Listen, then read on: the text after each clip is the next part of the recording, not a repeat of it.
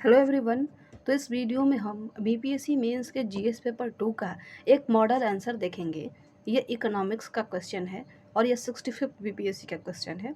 तो previous year question को solve करने से ही हमें आगे जो भी हमें मेंस देना है उसको किस प्रकार लिखना है, उसके आंसर को किस प्रकार लिखना है, इसका हमें आइडिया मिल सकता है।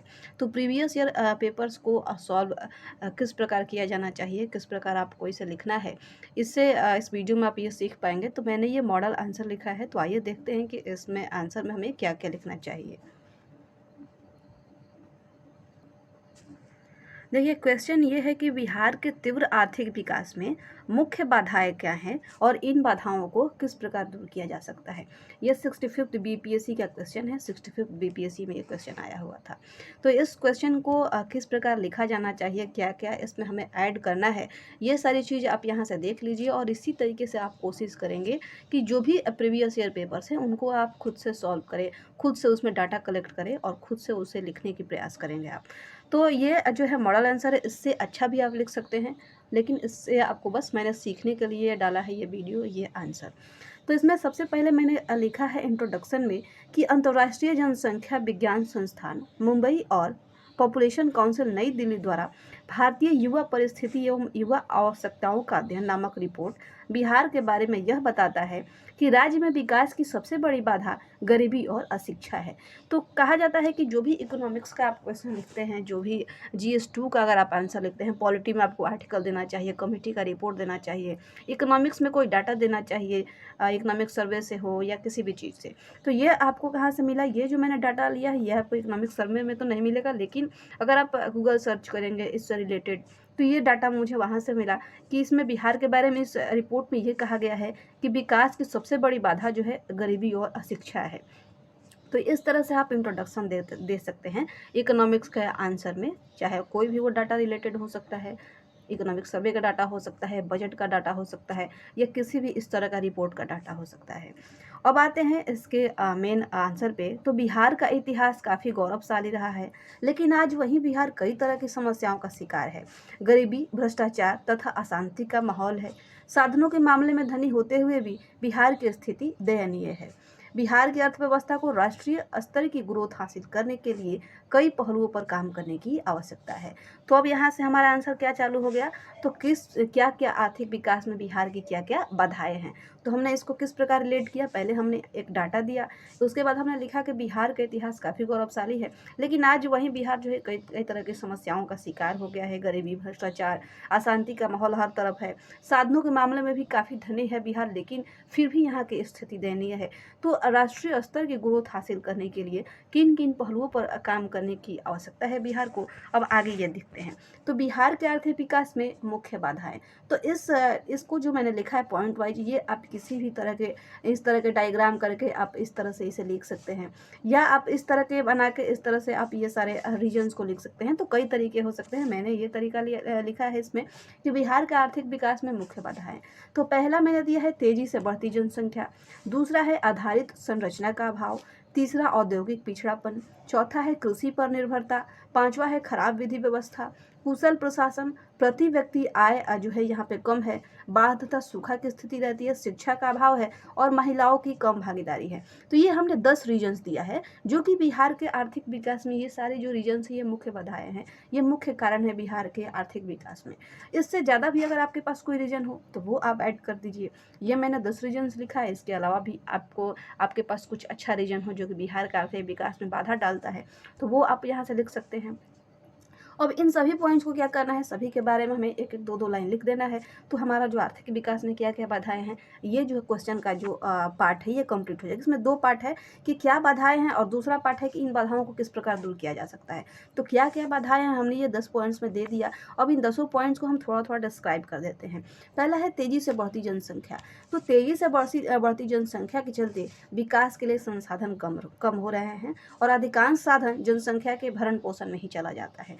तो यहाँ पे जो तेज़ी से बढ़ती जनसंख्या है, संसाधन के मामले में तो धनी है बिहार, लेकिन वहीं संसाधन इतनी ज़्यादा जनसंख्या है कि वही संसाधन जो है जनसंख्या के भरण पोषण में ही खत्म हो जाता है, तो फिर वो संसाधन आर्थिक विकास के लिए कैसे काम करेगा। दूसरा है यहाँ पे आधारित संरचना का अभाव है। तो किसी भी देश या राज्य के लिए आधारित संरचनाओं का होना जरूरी होता है, लेकिन बिहार इस मामले में काफ़ी पीछे है।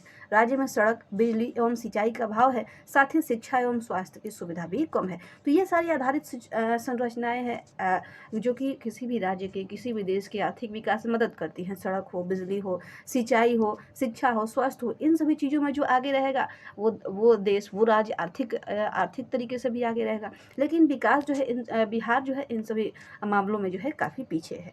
तीसरा जो हमने रीजन दिया है औद्योगिक पिछड़ापन। तो साल 2000 में बिहार से झारखंड के विभाजन के पश्चात सारे खनिज बहुल क्षेत्र झारखंड में चले गए और इस तरह से झारखंड खनिज संपन्न हो गया और सारे उद्योग भी वहीं स्थापित किए गए। इस कारण बिहार में कार्यशील औद्योगिक इकाइयों की संख्या जो है वो नगण्य हो गई। यानी कि जब बिहार का जब तक विभाजन नहीं हुआ था झारखंड में, तब तक बिहार तो काफ़ी धनी संसाधन वाला राज्य था।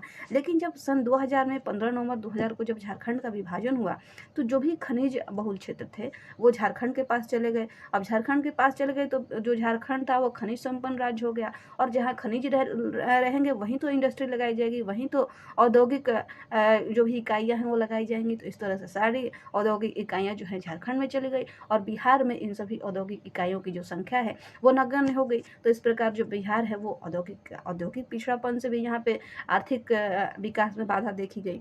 चौथा है कृषि पर निर्भरता। तो बिहार की अर्थव्यवस्था पूरी तरह से कृषि पर आधारित है। लगभग 70% जनसंख्या कृषि से अपना जीवन निर्वहन करते हैं। अब यहाँ पे 70% जनसंख्या, अगर इससे रिलेटेड आपको सही फैक्ट मालूम है, अगर आपने इकोनॉमिक सर्वे पढ़ा है कि कितनी प्रतिशत हमारी अर्थव्यवस्था है जो कि कृषि पर आधारित है, तो वहाँ से आप एग्जैक्ट डाटा लिख सकते हैं। अगर मान लीजिए कि हमें नहीं मालूम है कि कितना वहाँ पे डाटा दिया गया है इकोनॉमिक सर्वे में, इतना हमें जहाँ में रिकॉल नहीं कर सकते हैं, तो हम लगभग में लिख देंगे कि लगभग 70% जनसंख्या जो है वो कृषि से अपना जीवन निर्वाह करते हैं। परंतु यहाँ की कृषि व्यवस्था भी बंजर है। कृषि अभी भी पारंपरिक तरीके से की जाती है। कृषि में यंत्रों की उपलब्धता में भी कमी देखी जाती है। तो कृषि जो है यहाँ पे अभी भी पारंपरिक तरीके से होती है। सिर्फ अपने भरण पोषण के लिए, एक परिवार के भरण पोषण के लिए ज़्यादातर लोग कृषि करते हैं, और यहाँ पे है जो है यंत्रों की भी उपलब्धता कम है। तो इस वजह से कृषि पर निर्भरता भी बिहार की पिछड़ेपन का एक कारण बन जाता है। पांचवा है यहाँ पे खराब विधि व्यवस्था। तो राज्य में खराब विधि व्यवस्था व्याप्त है। सरकार के किसी भी योजना का लाभ आम आदमी तक पहुँचने से पहले ही उच्च स्तर के लोग उसे अपनी जेब गर्म करते हैं और इस तरह से गरीब ही बना रह जाता है।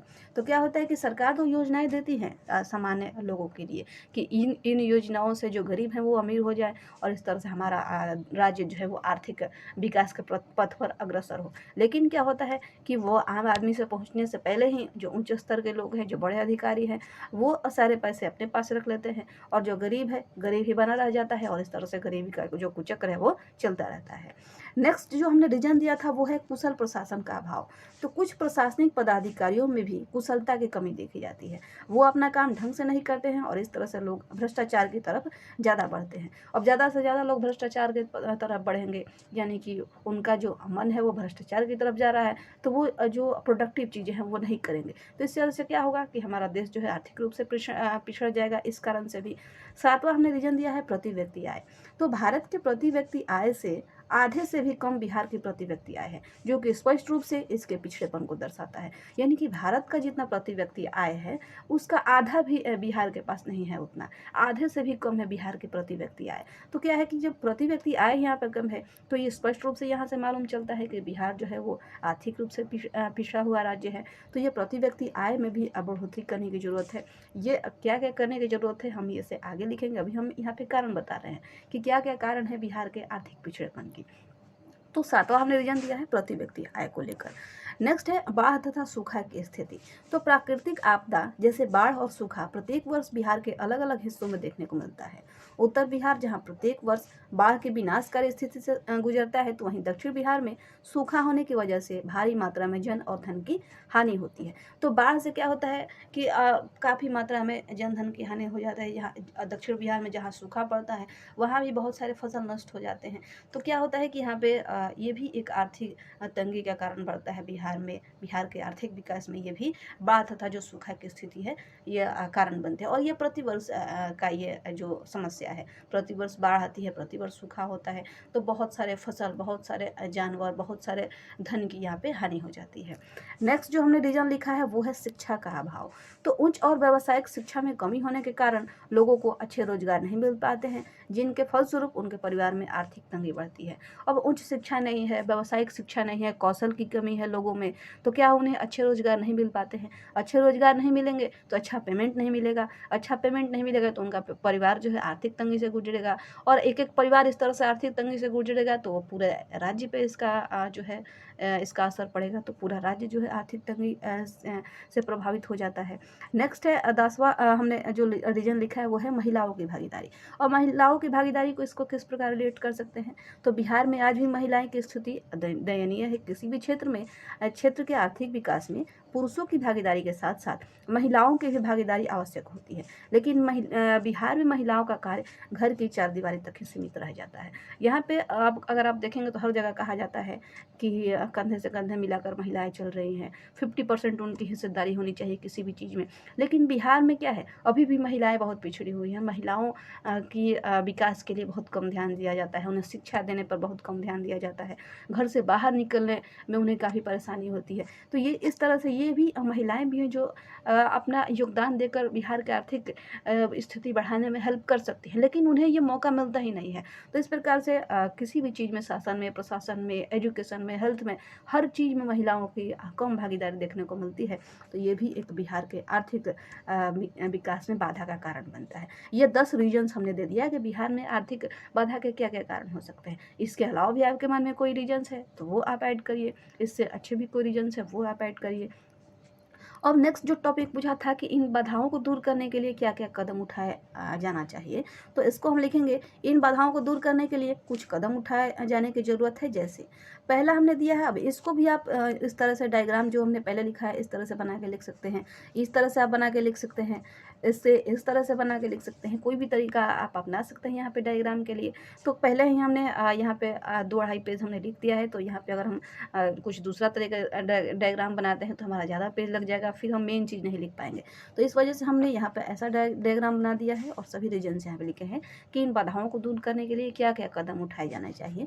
तो पहला जो हमें करना है वो है जनसंख्या पर नियंत्रण करना पड़ेगा, कृषि पर जोर देना पड़ेगा, शहरीकरण को बढ़ावा देना पड़ेगा, आधारभूत सुविधाओं का विकास करना होगा, राजस्व को बढ़ाना होगा, मानव संसाधन पर ध्यान देने की जरूरत है, शासन में सुधार करने की जरूरत है, और बेहतर शैक्षणिक संस्थान की यहाँ पे जरूरत है। तो ये सारे हमने कुछ कदम बताए हैं जो कि ये सारे कदम उठाए जाते हैं तो बिहार की आर्थिक विकास में जो भी बाधाएं हैं वो दूर किया जा सकता है।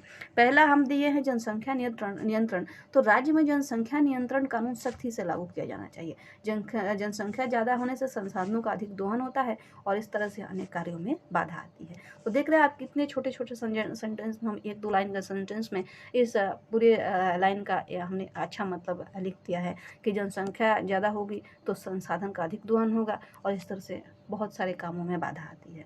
दूसरा दिया गया है कृषि पर जोर। तो बिहार के आर्थिक विकास के लिए यह जरूरी है कि कृषि क्षेत्र की उत्पादकता बढ़ाई जाए, पारंपरिक तकनीक की खेती को कम करके कृषि में यंत्रों का उपयोग बढ़ाया जाए और सिंचाई की सुविधा भी जो है वो सुलभ बनाया जाए। तो ये कृषि पर काम किया जा सकता है। कृषि अच्छा होगा तो देश में राज्य में आमदनी अच्छी होगी, अच्छे माल किसान बेच सकते हैं, अच्छी उनकी आमदनी होगी तो राज्य के राजस्व में भी बढ़ोतरी होगी। नेक्स्ट जो है शहरीकरण। तो शहरीकरण में क्या किया जा सकता है, तो बिहार के विकास की धीमी गति की एक वजह कम शहरीकरण भी है। राज्य में लगभग 70 to 80% जनसंख्या ग्रामीण क्षेत्रों में निवास करती है और इसलिए शहरीकरण को तेज करने की जरूरत है। यानी कि यहाँ भी हमें मान लीजिए कि डाटा पता नहीं है कि कितनी प्रतिशत जो जनसंख्या है बिहार की वो ग्रामीण क्षेत्र की है। यहाँ भी हमने लगभग से लिख दिया है कि 70 to 80% जो जनसंख्या है ये लगभग जो है वो ग्रामीण क्षेत्रों में निवास करती है बिहार में। तो इसलिए शहरीकरण को तेज करने की जरूरत है यहाँ पे। चौथा जो यहाँ पे हमने रीजन दिया है वो है आधारभूत सुविधाओं का विकास। तो इसमें हमने लिखा है कि ढांचागत सुविधाओं के विकास में राज्य की भूमिका को नज़रअंदाज नहीं किया जा सकता है। बीते कुछ सालों में बिहार में इस दिशा में खासकर सड़क निर्माण में काफ़ी काम हुआ है।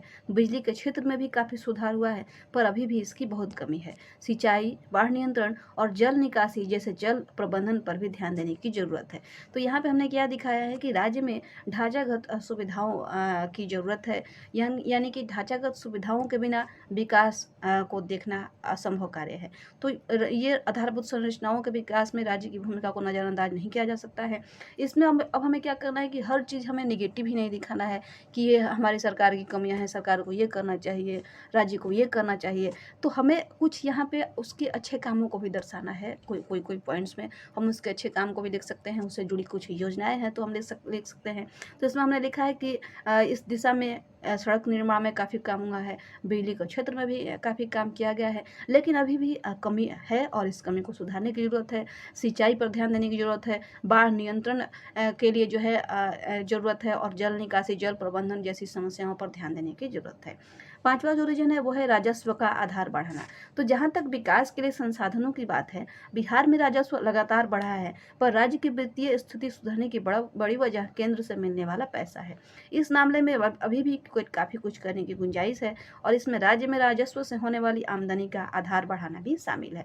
यानी कि ये भी हमने लिखा है कि राजस्व का आधार बढ़ाया जाना है। इसमें काफ़ी कुछ बिहार में काम हो रहा है, लेकिन अभी भी इसमें काफ़ी कुछ करने की गुंजाइश है, और राज्य में राजस्व से होने वाली आमदनी जो है उसका आधार बढ़ाया जाना चाहिए, ताकि राज्य की आर्थिक स्थिति को सुधारा जा सके। नेक्स्ट जो रीजन है वो है मानव संसाधन पर हमें ध्यान देना चाहिए। तो बिहार से बाहर गए राज्य के लोग राज्य का संसाधन बढ़ाने में मुख्य भूमिका निभा सकते हैं। जबरदस्त गरीबी, जमीन पर ज़्यादा दबाव और दूसरी प्रतिकूल वजहों से बिहार कमजोर संसाधनों वाली खुली अर्थव्यवस्था का माकूल उदाहरण है। यहाँ गरीबी का कूचक चलता रहता है। यहाँ गरीबी की वजह से राज्य को राष्ट्रीय औसत विकास स्तर पर निकट भविष्य में पहुँचने में दिक्कत होगी। तो इस तरह से मानव संसाधन पर भी राज्य को ध्यान देने की जरूरत है। नेक्स्ट जो रीजन है वो है शासन में सुधार। यानी कि शासन में सुधार मजबूत संसाधनों के निर्माण की दिशा में बड़ा कदम है।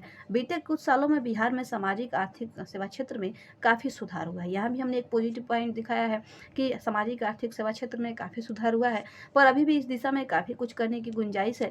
विशेष रूप से निचले और मध्य स्तर की अफसरशाही में क्षमता निर्माण करने और पंचायत स्तर के नेताओं के कामकाज सुधारने के मामले में काफ़ी कुछ करना बाकी है। तो ये हमने 7 चीज़ दिए, 7 कदम ऐसे दिए जो कि राज्य को करना चाहिए, जिससे कि हमारी जो आर्थिक समस्या है, आर्थिक जो कमी देखी जाती है आर्थिक विकास में बिहार में, वो दूर किया जा सकता है। अब हमें क्या लिखना है, तो अब हमें इसका कंक्लूजन देना है। नेक्स्ट एक और हमने छोड़ दिया है कि बेहतर शैक्षणिक संस्थान यहाँ पे होने चाहिए। तो बिहार के शैक्षणिक संस्थान, खासकर उच्च शिक्षा के संस्थान, देश के सबसे बुरे संस्थानों में से एक है। ज्ञान आधारित अर्थव्यवस्था के इस युग में इसके महत्व को आसानी से समझा जा सकता है। इसके साथ ही कौशल आधारित शिक्षा को भी बढ़ावा देना चाहिए, और बिहार को इस पर बहुत ही अधिक ध्यान देने की जरूरत है। तो बेहतर शिक्षण संस्थान यहाँ पे बनाए जाने चाहिए, शिक्षा को आगे बढ़ाया जाना चाहिए, और बिहार जो है यहाँ पे कौशल आधारित शिक्षा भी दिया जाना चाहिए, ताकि कौशल के आधार पे, स्किल के आधार पे लोग जॉब ले सके और यहाँ पे आर्थिक राजस्व में वो अपना योगदान दे। अब यहाँ पे हमने कंक्लूजन लिखा है, 4 से 5 लाइन का कंक्लूजन है ये। आर्थिक विकास मानव विकास के बिना अधूरा है, और बिहार समावेशी विकास के साथ बढ़ने का सबसे अच्छा उदाहरण प्रदान करता है। बिहार में आर्थिक विकास के साथ साथ मानव विकास के लिए राज्य सरकार ने अपनी 7 प्रतिबद्धताओं या 7 निश्चय के माध्यम से अपने मानव विकास एजेंडा को जोरदार रूप से रेखांकित किया है। यानी कि कंक्लूजन में ये सब कुछ हमने समेट के लिख दिया है कि आर्थिक विकास जो है तब तक अधूरा है जब तक मानव का विकास नहीं किया जाए, और बिहार जो है समावेशी विकास के साथ बढ़ने का सबसे अच्छा उदाहरण प्रदान करता है। और बिहार में आर्थिक विकास के साथ साथ मानव विकास के लिए क्या किया गया है, यानी कि आर्थिक विकास तभी होगा जब मानव का विकास होगा, और मानव विकास के लिए क्या किया है, राज्य सरकार ने 7 निश्चय योजना निकाला है, और ये 7 निश्चय योजना में बहुत सारी योजनाएं शामिल हो जाती है, जो कि आपको अब लिखने के लिए अलग से जरूरत नहीं है। 7 निश्चय 1 है, 7 निश्चय का पार्ट 2 है। इसमें साथ यानी कि 14 योजनाएं ऐसी हो गई जो कि मानव के विकास के लिए लाया गया है, और मानव का जब विकास होगा तभी किसी राज्य का, किसी देश का आर्थिक विकास होगा। तो इस तरह से 7 निश्चय योजना की यहाँ पे हमें अच्छाई लिख देनी है कि बिहार सरकार के द्वारा इस क्षेत्र में काम किया जा रहा है मानव विकास करने में। आने वाले कुछ सालों में बिहार विकास के लक्ष्यों को हासिल करने में सक्षम होगा, जो इसे देश के विकसित राज्यों की श्रेणी में शामिल करने में सहायता करेगा। तो तो यहाँ पे हमने एक छोटा सा कंक्लूजन लिख दिया है, जो कि सभी योजनाओं को समेटे हुए 7 निश्चय योजना जो दोनों इसका पार्ट है, यहाँ पे हमने इसका जिक्र कर दिया है। अब इन सभी योजनाओं को आप अलग अलग से नहीं भी लिखेंगे, क्योंकि ज़्यादा फिर स्पेस लेगा, फिर ज़्यादा पेजेज हो जाएंगे आपके। तो यहाँ पे हम इस तरह से इसका एंडिंग कर सकते हैं। तो इस तरह से आपने देखा कि किस प्रकार से हमें आंसर लिखा जाना चाहिए। काफ़ी लोग मेरे पास कमेंट किए थे कि जो इकोनॉमिक्स का जो GS2 का जो क्वेश्चन है उसका मॉडल आंसर दीजिए, किस प्रकार से उसे लिखा जाना चाहिए।